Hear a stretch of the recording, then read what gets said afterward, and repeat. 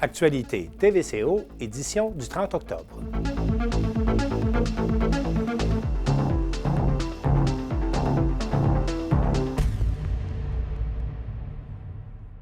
Bienvenue aux actualités TVCO.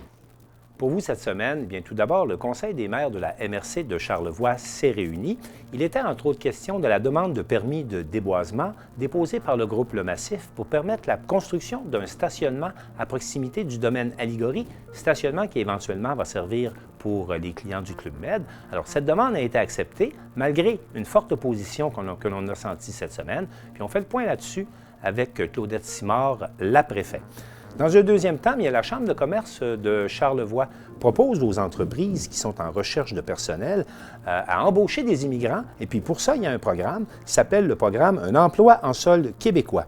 Alexandre Barré de la Chambre de commerce de Charlevoix vient nous en parler. Il y a maintenant un an, Caroline Desbiens était élue sous la bannière du Bloc québécois pour nous représenter à Ottawa. On l'a rencontrée pour faire le point sur son travail de députée et parler un peu de souveraineté 25 ans après la tenue du dernier référendum. Le Musée maritime de Charlevoix présente une exposition ayant pour thème Les Dégagnés, 2 siècles en goélette. Alors, pour parler de cette exposition virtuelle, on a rencontré la commissaire qui a été responsable de cette exposition, Mme Catherine Melançon. On a demandé également à notre journaliste Daniel Biru de faire le tour de ce qui se faisait dans la région pour l'Halloween, une fête qui est très importante pour les enfants. Alors, Daniel va venir nous faire un portrait de la situation de l'Halloween dans la région. Et enfin, pour terminer, je vais accueillir Maxime Jaudoin. On va parler bien sûr de sport local et aussi du sport des grandes ligues. Alors à tous, je vous souhaite une bonne émission. Le Conseil des maires de la MRC de Charlevoix s'est réuni cette semaine. Il y avait plusieurs points à l'ordre du jour. On en parle avec Claudette Simard, la préfète de la MRC Charlevoix. Madame Simard, bonjour. Bonjour, Martin. Bonjour, soyez la bienvenue. J'aimerais tout d'abord qu'on parle du dossier chaud, un dossier qui était très contesté cette semaine, celui de la demande de déboisement pour permettre la construction d'un stationnement pour le Club Med à proximité du domaine à Ligorie, à Petite-Rivière-Saint-François. Dites-moi, Mme Simard, c'est quoi le pouvoir réel de la MRC quand il vous arrive des demandes comme celle-là? Vous auriez pu bloquer ou pas le projet? Quel est votre champ de juridiction de la MRC quand il arrive des questions comme celle-là? Alors, nous, notre champ de juridiction, c'est la gestion foncière de la forêt habitée du Massif et aussi la gestion forestière. Alors, c'est là-dessus. Bien sûr, ça part aussi de notre schéma d'aménagement de la MRC de Charlevoix. Et nous, dans le dossier qui nous concerne, qui nous concerne, c'est vraiment d'autoriser le permis de déboisement, puisque le permis d'autorisation pour la construction du stationnement a été donné par la municipalité de Petite-Rivière-Saint-François. Lorsqu'il arrive des situations comme celle-là, où on constate qu'il y a un mécontentement dans la population, entre une partie de la population, on ne peut pas non plus généraliser, mais il y a un mécontentement qui s'est exprimé. Il y a même eu une manifestation devant les bureaux de la MRC ce mercredi, lors de votre rencontre. Comment vous prenez ça à partir du moment où la Ville a accepté puis a donné le permis? Puis y a-t-il vraiment quelque chose que vous pouviez faire pour détricoter le dossier, comme qui dirait? Non, pas du tout. Au niveau il n'y a pas question pour la MRC de s'immiscer dans les projets qui ont été acceptés, autorisés, dont ils ont obtenu les autorisations, les modifications, tout en étant conformes. Et vous savez que la municipalité de Petite-Rivière-Saint-François travaille aussi avec un CCU, le Comité de consultation d'urbanisme, est très important dans ces dossiers-là, puisque c'est lui qui est consulté pour donner leur avis au Conseil des maires. Et le comité d'urbanisme d'une municipalité, peu importe laquelle, a à la table 5 résidents, 5 citoyens de la municipalité et 5 citoyens dans la municipalité et 2 personnes du côté de la ville de Petite-Rivière-Saint-François. Donc, ce sont ces gens-là qui sont rencontrés et qui doivent évaluer les dossiers. Nous, le dossier sur lequel on devait travailler, devait regarder, c'était sur le permis de déboisement. Alors, nous avons décidé, le Conseil des maires, de rencontrer le comité de protection pour le plateau et c'est ce qui a été fait. Nous les avons écoutés, ils ont fait une très bonne présentation, on a entendu leurs préoccupations, et on a reçu bien sûr des avis de la part de l'ATR, de la part de la municipalité de Oui. Petite-Rivière et tout. Et on s'est bien rendu compte que tout ça, c'était conforme à ce qui était demandé. Et on n'avait Oui, pas d'autre choix. Oui. mais dites-moi, on peut être conforme sans rencontrer l'acceptabilité sociale quand même.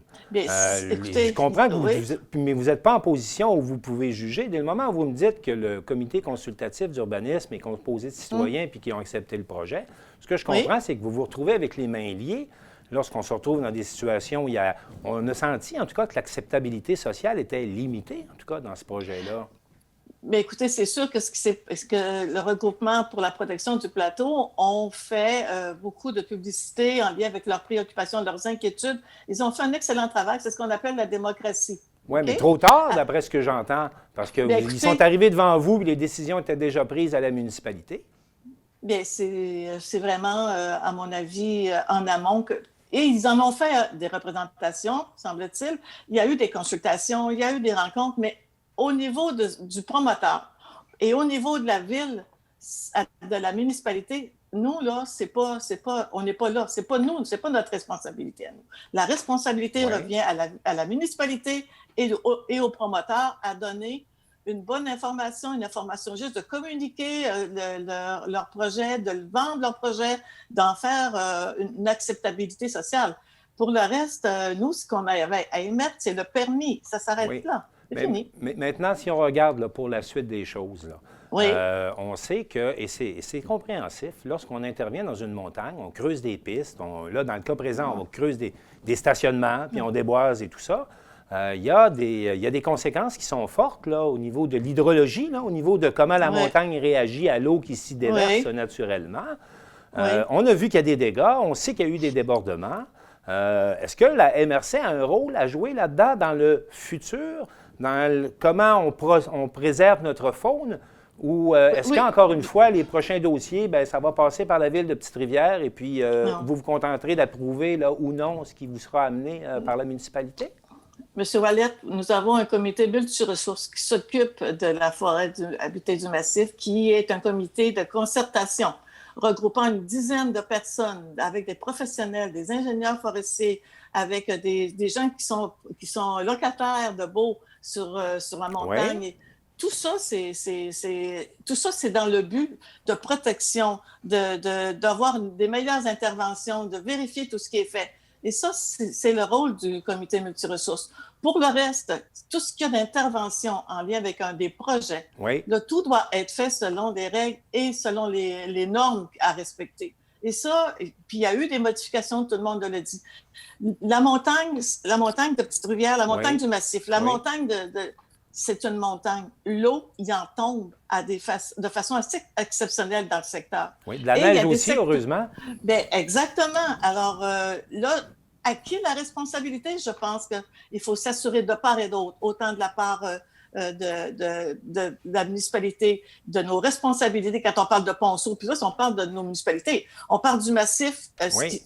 les interventions qu'ils ont faites, à mon avis, ils doivent s'assurer que tout est correct. S'il y a des risques, il faut qu'ils vérifient, mais tout ça se fait en partageant nos actions dans la montagne, mais je pense que ça doit être fait de façon correcte. Il y a eu des débordements, il y a eu des bris, Oui. mais ça, la nature y est pour quelque chose aussi. Absolument. Alors, je pense que de ce côté-là, ceux qui travaillent, ceux qui sont touchés, puis vous savez que pour nous, ça nous touche aussi.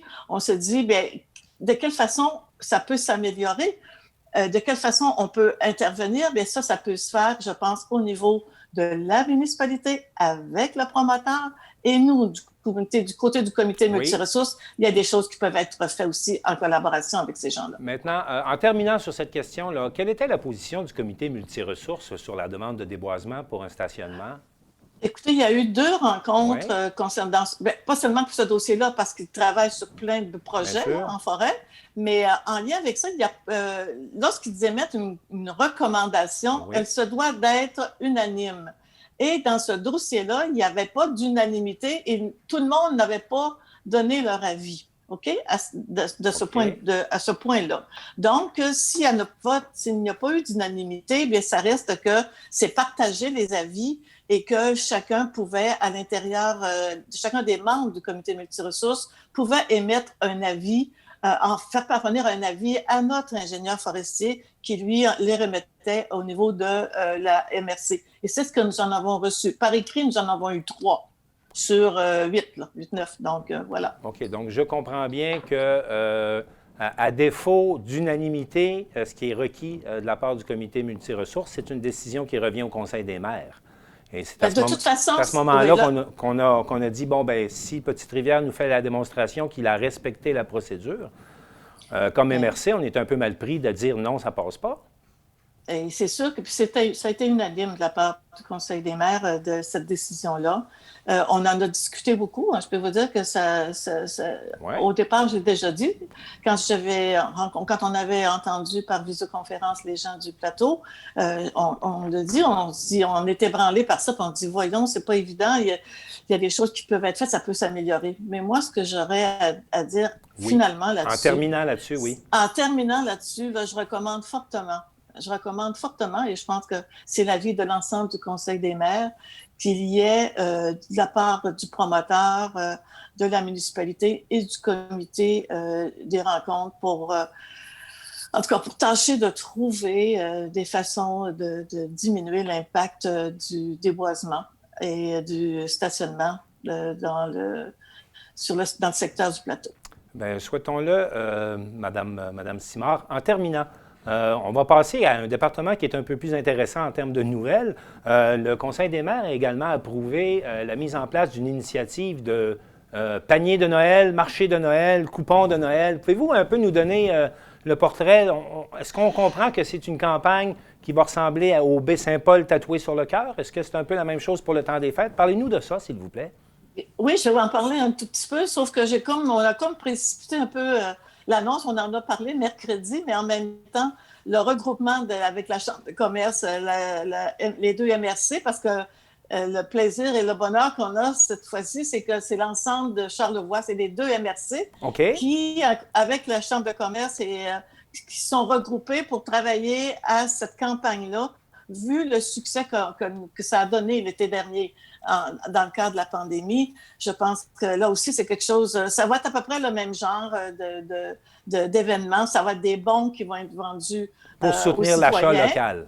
pour soutenir l'achat local. Et là, c'est toutes les entreprises qui sont invitées à le faire, à participer. Les deux MRC donnaient un montant de 7 500 $. Vous OK. avez bien sûr Desjardins qui a accepté aussi. Je ne peux pas vous dire exactement le montant. Vous avez la Ils SADC étaient qui est déjà partenaire. partenaires là, de la Oui, première série de coupons rabais, oui. parce qu'il y en avait eu, il faut le mentionner. Il y en avait eu à Baie-Saint-Paul, à l'île aux Coudres Et et oui, également à la Malbaie. Là. Il y avait eu 3 oui, initiatives au début de l'été. exactement. Fait que moi, je trouve ça excellent comme idée. Et dès qu'on a su que le marché de Noël ne fonctionnerait pas cette année, alors tout de suite, les responsables des deux MRC ont dit qu'il faut faire quelque chose pour nos entrepreneurs, pour dynamiser le tout, pour l'achat local. Et on invite bien sûr la population à y participer en grand nombre. Bien, Claudette Simard, merci d'avoir répondu à nos questions ce matin. Ça fait plaisir. Au plaisir. Au revoir. La Chambre de commerce de Charlevoix propose aux entreprises d'ici d'engager des immigrants qualifiés dans le cadre d'un programme qui s'appelle Un emploi en sol québécois. Et Alexandre Barré de la Chambre de commerce de Charlevoix nous présente cette initiative. Alors, le programme aujourd'hui pour lequel on parle, dans le fond, c'est un emploi en sol québécois, qui est un programme qui est initié par les fédérations de chambres de commerce et qui est financé par le gouvernement du Québec et qui vise, dans le fond, à permettre la migration des personnes immigrantes situées dans les métropoles du Québec à venir s'installer en région avec un emploi à la clé. Il y a une demande des deux parts, des deux côtés, je dirais, des entreprises de Charlevoix qui sont à la recherche de main-d'œuvre dans différents secteurs et aussi de la part des immigrants qui cherchent à venir s'installer en région avec un emploi à la clé parce qu'on sait que la vie dans les grandes métropoles, à Montréal par exemple, n'est pas toujours facile pour les personnes immigrantes qui arrivent la plupart du temps toujours nombreuses dans ces villes-là. et qui ont plus de chances de réussir à travailler dans leur domaine en allant en région, puis de trouver une qualité de vie qui soit bonne. Dans Charlevoix, il y a différents secteurs, mais on peut penser par exemple à la restauration, au tourisme, au niveau des soins aussi également. C'est pas mal de secteurs là, qui recrutent actuellement, là. La plupart du temps, quand on parle de recrutement de main-d'œuvre, on est plutôt à l'échelle locale, au niveau de Charlevoix. Il y a aussi des organismes dans la région qui travaillent à faire venir des personnes de l'extérieur dans Charlevoix, comme par exemple la Sojourn en région. Mais là, l'initiative portée par les fédérations est intéressante parce qu'elle va directement mettre en lien les personnes immigrantes qui se trouvent à l'extérieur de Charlevoix, donc par exemple à Montréal, et qui ont de l'intérêt à venir dans Charlevoix. Donc ça permet effectivement d'élargir les possibilités de recrutement, pas seulement à l'échelle de la région de Charlevoix, mais aussi à l'échelle de la province. Donc là, en ce qui concerne le programme, ça s'adresse, les candidats sont des personnes immigrantes qui viennent d'un peu partout dans le monde, je dirais, mais qui sont sur le territoire québécois depuis moins de 5 ans. Qui sont arrivés entre une année à 5 ans et qui ont une formation pertinente, qui ont la possibilité de parler couramment français et qui ont aussi, c'est important de le signaler aux entreprises, le droit déjà de travailler au Québec. Donc il n'y aura pas de démarche supplémentaire à entreprendre une fois la candidature effectuer les entrevues passées. Il n'y aura pas de démarche pour obtenir des permis de travail qui des fois peuvent être longs à obtenir. Donc c'est des personnes qui viennent d'un peu partout dans le monde, mais qui sont déjà présents au Québec, à Montréal par exemple ou à Québec. Oui, c'est sûr que la pénurie de main-d'œuvre, c'est vraiment un défi à tous les jours. Donc, toute bonne initiative comme ce programme-là d'un emploi en sol québécois est bienvenue pour répondre à cette demande-là des entreprises qui peinent à trouver des candidats et des futurs employés. Même en période là, de Covid et de pandémie, il y a un réel manque de main-d'œuvre. On a pu voir ça dans la restauration ou le tourisme cet été. Là, il y avait un manque de main-d'œuvre. Les équipes de restauration dans le tourisme ont travaillé fortement parce qu'ils n'avaient pas suffisamment de main-d'œuvre. Donc, c'est un défi de tous les jours. Et je pense plus il y a de programmes comme ça qui permettent de faire la connexion entre des personnes recherchant un emploi et des employeurs qui recherchent des candidats. Si on peut faire cette jonction-là, c'est gagnant pour les deux bords, dans le fond, à la fois les candidats qui recherchent et les employeurs qui recherchent aussi. Normalement, ça se passe en présence des candidats. Il y a une journée qui est organisée dans Charlevoix pour faire visiter la région aux personnes immigrantes qui veulent venir s'installer dans Charlevoix. Et lors de cette journée-là, il y a des entrevues qui sont opérées par les entreprises directement pour faire la sélection des candidats qui ont été présélectionnés en fonction des offres d'emploi des entreprises. Et lors de cette journée-là, donc, ça permet aux candidats de visiter la région, mais aussi de rencontrer leurs futurs employés. Donc là, cette année, malheureusement, ça ne peut pas se faire à cause des mesures sanitaires. Donc aujourd'hui, à l'heure actuelle, on fait ça donc, uniquement en mode virtuel. Donc les candidats, dans le fond, s'inscrivent à la plateforme Un emploi en sol québécois. Les entreprises s'inscrivent de leur côté à cette plateforme-là en publiant leurs offres d'emploi. Et à ce moment-là, il y a un algorithme et des organismes en immigration et en recherche d'emploi de la région de Montréal qui font la connexion entre les profils des candidats et les demandes des entreprises. Et à ce moment-là, quand il y a une connexion qui se fait, les entreprises sont avisées qu'il y a un candidat potentiel pour eux et on leur propose de céduler une entrevue virtuelle pour, dans le fond, voir si le candidat correspond à leurs attentes. Puis après, là, ça va être des démarches plus pratiques pour venir s'installer en région. Mais toute la partie, dans le fond, sélection et puis entretien, là, va se faire en virtuel, alors que normalement, elle se serait fait en présentiel. Il y a maintenant 1 an, Caroline Desbiens devenait députée fédérale de notre circonscription.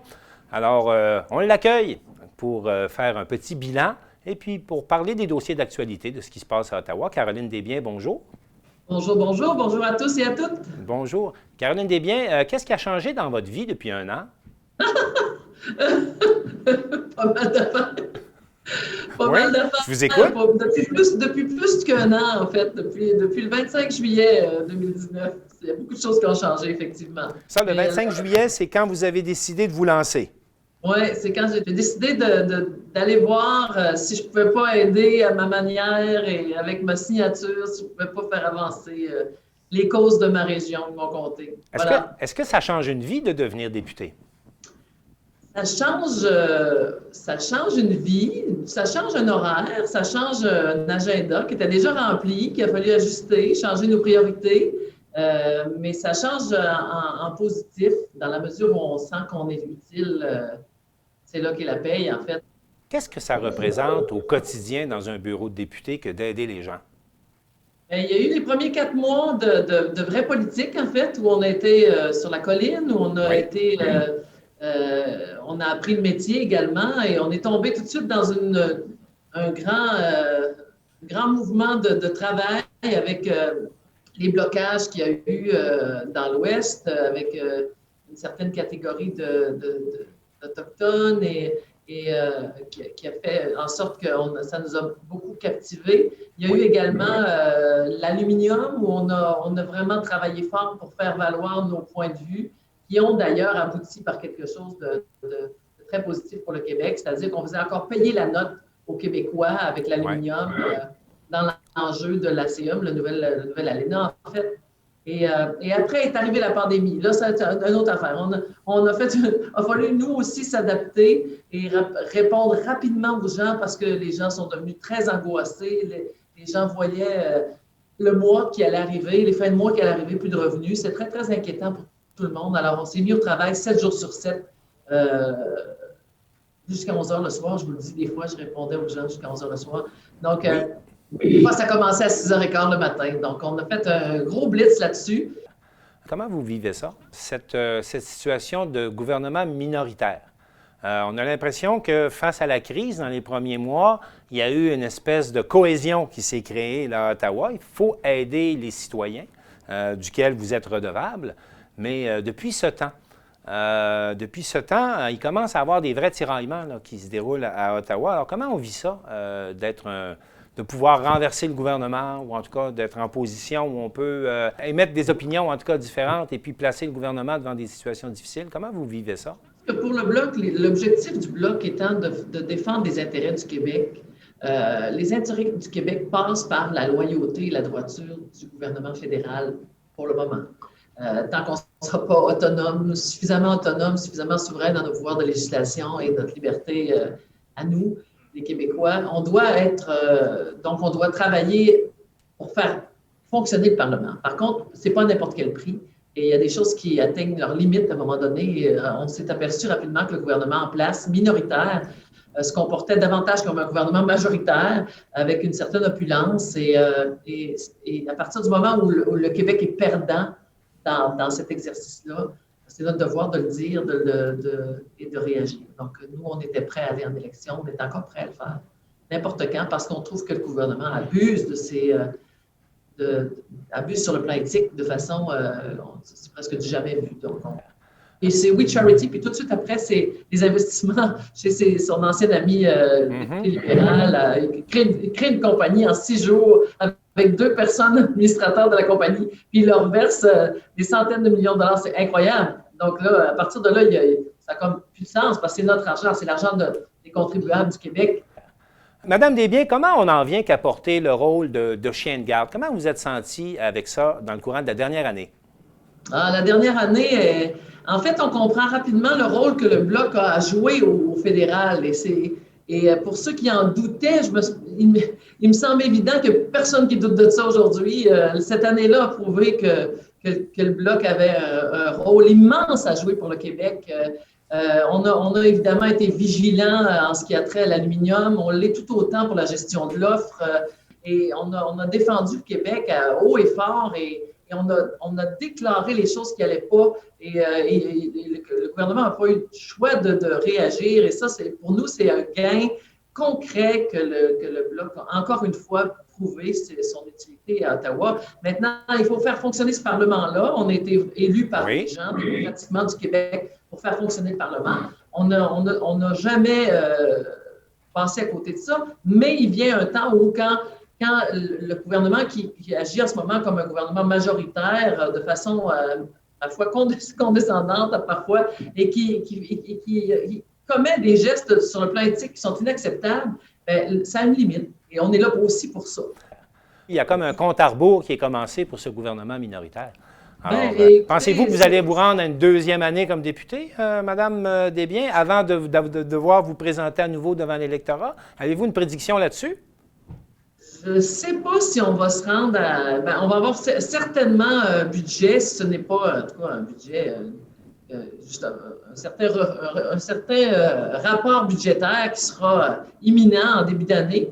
On n'a pas encore eu de budget. Tu sais, ça fait 1 an que le gouvernement est élu, ça n'a comme pas de bon sens. Évidemment, ce budget-là, on l'attend avec impatience. Oui. On ne sait pas exactement les teneurs de ça, mais on s'attend à certaines controverses. Donc, on va être au front pour décider avec les autres si le gouvernement est encore apte à gérer les fonds publics, parce qu'il s'agit de fonds publics, de nos impôts au Québec. Ne jamais oublier qu'on est 23 % de la population canadienne. Oui, bien justement, là-dessus, Mme Desbiens, c'est aujourd'hui le 25e anniversaire du référendum qui a été perdu par les souverainistes à quelques cheveux près. On parle de moins de 50 000 personnes qui auraient pu permettre l'accession, en tout cas le début des négociations pour faire du Québec un pays. 25 ans plus tard, on est là. Vous êtes une députée souverainiste à Ottawa. La plupart des gens disent que la souveraineté n'est plus à l'ordre du jour. 25 ans plus tard, qu'est-ce que vous en pensez? Puis qu'est-ce que vous pensez qu'on devrait retirer de leçons de ces 25 dernières années depuis le référendum? D'abord, c'est une chose qu'il faut se rappeler, c'est que j'entendais tous les commentateurs de toutes les stations de télé hier et radio tout le monde était d'accord sur le fait que le référendum s'est perdu, encore une fois, sur des comportements d'éthique. On l'a vu après par le scandale des commandites. Donc, il y a quelque chose là qui est absolument odieux. En même temps, 25 ans plus tard, oui. On s'aperçoit qu'on est encore... on a encore ce discours, on en parle encore. Ce qui fait que je ne pense pas que la souveraineté s'éteigne tant qu'elle ne sera pas réalisée. Vous y croyez toujours? Pour moi, le projet d'indépendance, le projet de pays du Québec, c'est un projet jeune. Et je le dis souvent parce que dans l'histoire du monde, les nations qui ont pu atteindre leur souveraineté, leur indépendance, des fois, c'est sur un processus on parle de centaines d'années. Alors moi, je trouve que le projet d'indépendance est relativement jeune au Québec et ce qui est important pour nous, c'est de toujours en démontrer la pertinence. Pendant ce temps-là, il faut continuer d'agir, il faut faire fonctionner les outils parlementaires qui sont à notre disposition et à lesquels on est tributaire. Mais il ne faut ne jamais abdiquer sur cette possibilité-là, qui est toujours là et qui est pertinente et qui continue d'habiter plus de 35 % de la population. Donc, particulièrement chez les francophones. Ce que je trouve intéressant, c'est les jeunes. Les jeunes sont curieux d'entendre parler de ça. Les jeunes ont faim de savoir sur quelle base ce projet-là a eu lieu il y a 25 ans. Et moi, j'ai la ferme intention d'aller me promener à travers la jeunesse parce que c'est pour eux autres qu'on travaille et les sensibiliser à ça, pour moi, c'est un grand projet. Bien, écoutez, la jeunesse et les aînés, parce que nos aînés, on leur doit beaucoup. On leur doit beaucoup et je pense qu'on a travaillé fort à demander 110 $ de plus par mois pour la sécurité de la vieillesse. Oui, l'avez-vous obtenu? On a obtenu un petit montant durant la crise, mais ce n'est pas ça qu'on veut. On veut la pérennité de cette option-là. Et ce qu'il faut faire attention, je veux le dire aux gens pendant qu'on est à la télé et qui nous écoutent, vous avez une échéance du 29 novembre pour faire votre rapport d'impôt 2019 pour les aînés. Sachez que si vous ne le faites pas, il y a des risques que vous perdiez le supplément de revenu garanti qui va être applicable en 2021. Donc, appelez au bureau chez nous, on peut vous aider, on peut vous diriger à des organismes qui peuvent rapidement vous aider à produire votre déclaration d'impôt, peut-être par Internet ou si c'est sur papier le plus rapidement possible. Il y a des gens qui ont juste la télé, là, qui n'ont pas l'Internet ou qui ne manipulent pas bien ces choses-là. N'hésitez pas à appeler chez nous, on va vous aider. Caroline Desbiens, on ne doute pas que dans le courant des La prochaine année, probablement, vous aurez l'occasion de rencontrer à nouveau l'électorat pour essayer de raviver la flamme souverainiste. En espérant dans que les votre gens nous aiment circonscription. assez pour nous réélire. Ça, c'est bien important parce que, en tout cas, on travaille fort. Caroline Desbiens, merci beaucoup. À bientôt. Merci. Salut. Salut, Ottawa. Le Musée maritime de Charlevoix présente une exposition virtuelle qui a pour thème les dégagnés 200 ans de goélette. Et on a le plaisir de s'entretenir avec la commissaire qui a veillé à la préparation de cette exposition virtuelle, Mme Catherine Melançon. Madame Melançon, bonjour. Bonjour, c'est un plaisir d'être avec vous. C'est un plaisir de vous recevoir. D'où vous vient l'idée de cette exposition consacrée aux dégagnés? Parce que dans les documents de présentation d'exposition, vous dites « Les dégagnés sont aux goélettes et aux bateaux sur le Saint-Laurent, ce que les Molson sont à la bière au Québec. » Alors, pouvez-vous me dire, ça part de où, cette tradition de navigateurs chez les dégagnés? C'est une tradition qui est très ancienne. On peut même dire, les dégagnés sont arrivés en Amérique par bateau, hein, donc on peut dire que ça part d'aussi loin que ça. On parle de 1685 sur le site Exactement. de l'exposition. Oui. Le premier, Jacques Desgagnés, en 1685 à Québec. Puis les Desgagnés ont été des voyageurs aussi, coureurs des bois. Il y en a même qui se sont retrouvés jusque dans la région de Détroit, aux États-Unis. Donc, ça a été vraiment des navigateurs depuis le tout début. Mais il faut dire que dans Charlevoix, là, la tradition, c'est vraiment au 19e siècle, avec le premier là, qui a construit une goélette dans cette branche-là, qui est Zéphirin, qui est installé là, dans le bout de la côte de la Misère aux Éboulements. OK. Donc, notre exposition virtuelle retrace vraiment plus cette branche-là, Saint-Joseph-de-la-Rive, les Éboulements, et il faut dire que cette branche-là était d'abord à l'île aux Coudres. Donc, quand même très important à mentionner. Ce que l'on constate en parcourant votre exposition virtuelle, c'est que oui, ils étaient des commerçants, mais pour conquérir sans cesse de nouveaux territoires, c'était à la fois des explorateurs et des aventuriers. Oui, c'était vraiment de grands aventuriers. Je dirais que c'est beaucoup ça qui est ressorti en faisant le travail, les recherches. C'est à quel point ils étaient visionnaires, à quel point, et ils le sont encore, intrépides, aventuriers. Quand on pense qu'au 19e siècle, il y a des dégagnés, je pense à Maurice, qui se rendaient jusqu'à Saint-Pierre-et-Miquelon en goélette à voile. C'est vraiment une grande aventure si Oui. on se remet à cette époque. Et les premiers qui sont allés dans le nord du Québec là, dans les années 60, c'était la même chose. Je parlais avec Sylvain Desgagnés qui disait que pour les gens à Saint-Joseph-de-la-Rive, c'était comme s'ils allaient sur une autre planète. T'sais. Donc, c'était vraiment de grands aventuriers et de grands intrépides. On constate également qu'ils furent, peut-être pas parmi les premiers, mais certainement des précurseurs en ce qui a trait au développement d'une entreprise familiale. Oui. Parce que c'est le cocon, là, la bulle famille était importante dans le développement de leur entreprise au fil des années. Oui, tout à fait. Puis, quand le groupe Desgagnés a été fondé en 72, je crois, si ma mémoire est bonne, c'était vraiment aussi des frères, des cousins. Il y a vraiment quelque chose du clan aussi qui a été impliqué. Mais quand on retrace l'histoire, ce qui est génial, c'est qu'on réalise que l'entreprise familiale, bien, elle a commencé dès le 19e siècle parce que traditionnellement, Oui. un père apprenait à ses fils à naviguer, léguait ses goélettes aussi à ses fils. Et ce qui est très intéressant, c'est que parfois, quand un père mourait, bien, c'était la femme qui héritait des goélettes. Donc, on a aussi essayé de parler de ça dans l'histoire des affaires, dans l'histoire de construire une entreprise. Ben, les femmes faisaient partie de l'histoire également. Oui, parce Donc, que d'un côté, on avait des navigateurs, des aventuriers, mais de l'autre, on avait des administrateurs, des administratrices qui devaient gérer l'entreprise pendant que les hommes étaient en mer. Oui. Puis c'était vraiment des administratrices importantes. Elles géraient tout. Elles géraient la famille, elles géraient les affaires. Des fois, entre deux marées, il fallait qu'un nouveau mousse monte à bord. Donc, c'était la femme qui gérait ça. Et aussi, il y a des femmes qui ont navigué. Il y a des femmes qui étaient cuisinières sur des bateaux. Et je sais que dans d'autres familles, pas les Desgagnés, mais il y a certaines familles où il y a même des femmes qui allaient dans les salles des machines parce qu'elles étaient plus petites et elles pouvaient se faufiler dans la salle des machines. Donc, on en parle peu, mais elles étaient bien présentes aussi. Maintenant, comment qualifier l'héritage que nous ont laissé les Desgagnés dans la région, mais pour le Québec maritime au complet? Bien, je dirais que les Desgagnés ont laissé deux grands legs. D'une part, le groupe Desgagnés, même s'ils en sont plus propriétaires, plusieurs d'entre eux y travaillent toujours. OK. D'autre part, dans Charlevoix, ben, le musée maritime, c'est beaucoup grâce à eux que le musée maritime existe. Il faut dire qu'au départ, les premiers, ce sont des femmes avec Hubert Desgagnés qui ont eu l'idée de l'exposition maritime. Puis après, il y a énormément de Desgagnés qui se sont engagés. Monsieur Yvan Desgagnés qui a été dans le CA, différents membres de la famille qui ont légué des terrains, des pièces de collection.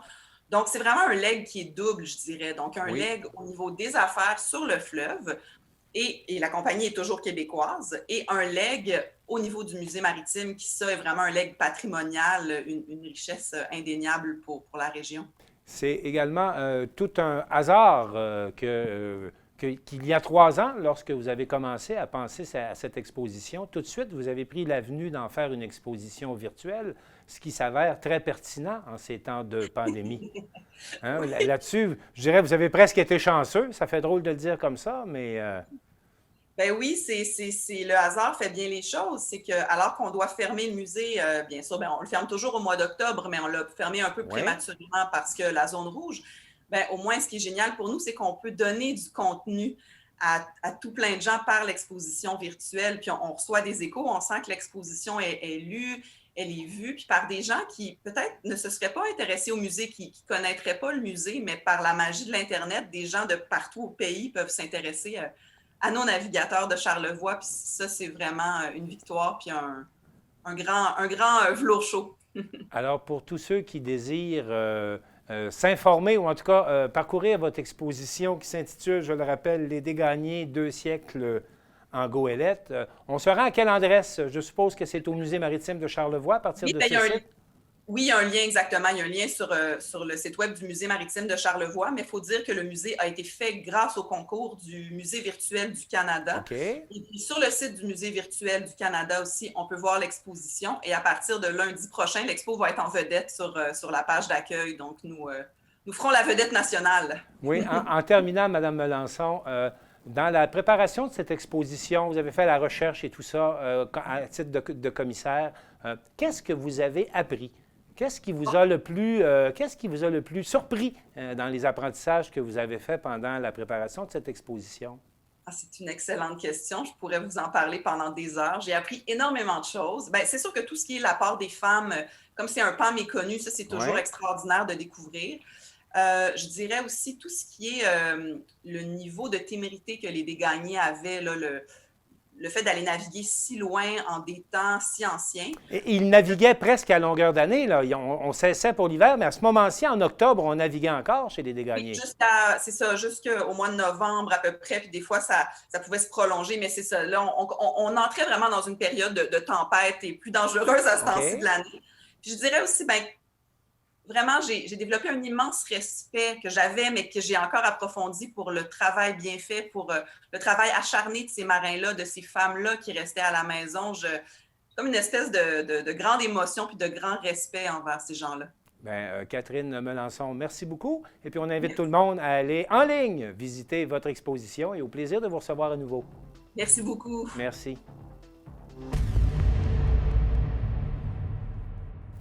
L'Halloween, cette fête bien spéciale pour les enfants, prendra une tournure toute spéciale cette année en temps de pandémie.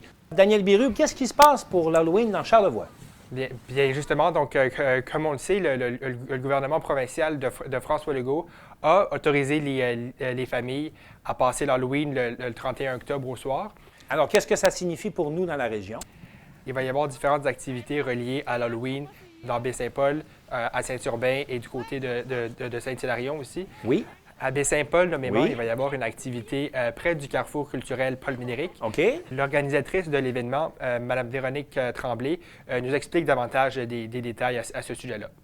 Dans le fond, j'ai voulu faire une exposition de citrouilles, puis je voulais toucher pas mal tous les enfants de Baie-Saint-Paul. Alors, je suis allée présenter mon projet à l'OPP, à l'École Forgette, au CPE de Baie-Saint-Paul et au jardin d'enfants de Mme Diane, dans le fond, ici à Baie-Saint-Paul.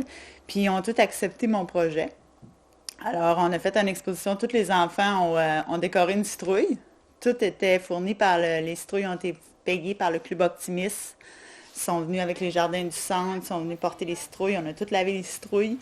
Puis on a tout été livré les citrouilles aussi. Après ça, on a tout été ramasser les citrouilles et on a fait une exposition avec ça. Le but était que ça soit pas trop gros, mais quand même qu'il y ait un événement pour les gens ici. Vu que c'est un samedi, le 31 octobre, on s'est dit on va faire une petite fête, mais dans les règles pour le COVID. Alors, c'était plus qu'on allait mettre une autocueillette de bonbons. Les enfants allaient venir cueillir leurs bonbons. Après ça, pour pas qu'ils restent sur place non plus, on avait des mascottes qui allaient se promener pour dire par où passer, au lieu de mettre des pancartes avec des flèches, là. C'est les mascottes qui vont pas mal plus diriger. Et aussi, après, ils font comme un genre de petit rallye. Il y a 2 rallyes pour les plus jeunes et pour les plus grands.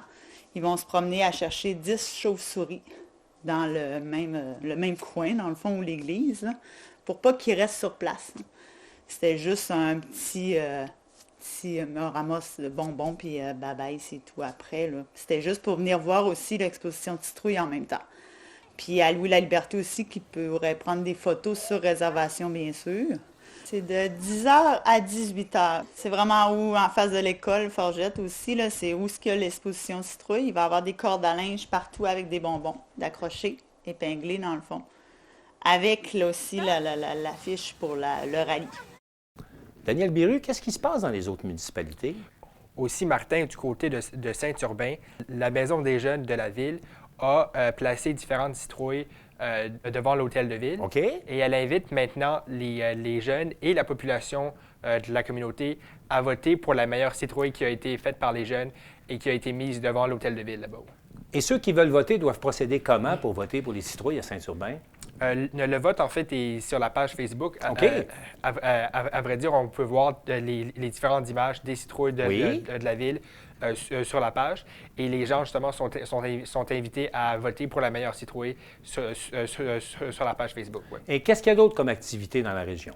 À part ça, Martin, les différentes municipalités de Charlevoix ont mis des protocoles et des réglementations, justement, pour aller passer l'Halloween dans les différentes municipalités. Et on peut justement retrouver ces différentes directives-là et protocoles sur les pages Facebook et sur les sites web des différentes villes. Ouais. Bien, Daniel Biru, merci beaucoup. Merci à toi, Martin. C'est maintenant le moment de parler de sport local, mais également du sport des grandes ligues, en compagnie de Maxime Jodoin que j'accueille sur le plateau.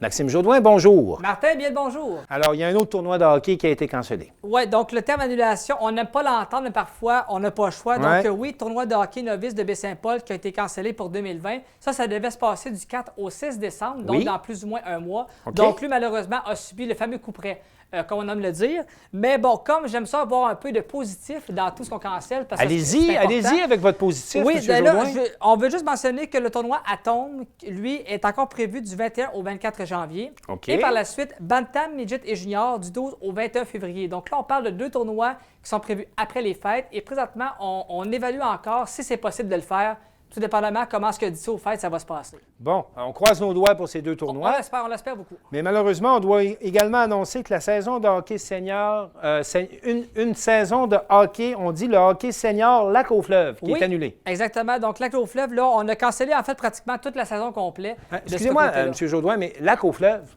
c'est quoi cette ligue de hockey-là?